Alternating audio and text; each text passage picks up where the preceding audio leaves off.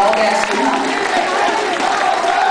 我感謝過去3個月嚟同我風雨同路嘅助選員及所有支持者。我感謝民主派嘅朋友俾我好大嘅協助。我感謝永遠企喺我身邊支持我嘅家人同埋朋友。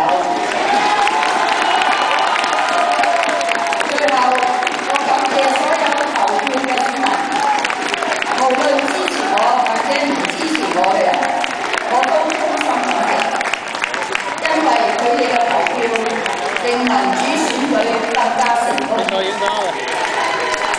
次係我第一次接受民主嘅洗禮。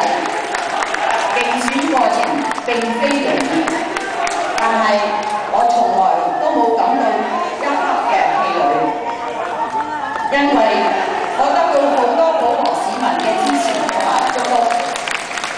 喺競選嘅路上，每見一位市民，每走一步，都堅定咗我參選嘅信念，就係香港人已經準備好普選啦。Yeah, right. 今次選舉中嘅我每一位對手都全力以赴參選，相信佢哋係會尊重選民嘅抉擇。我注意到幾乎所有候選人都話支持2012年雙普選，希望大家都支持真正民主，喺唔同崗位上對香港繼續作出貢獻。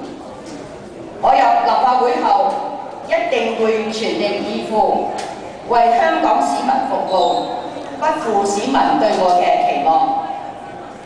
今日係競選嘅結束，但係亦都係我哋爭取2012年雙普選嘅新開始。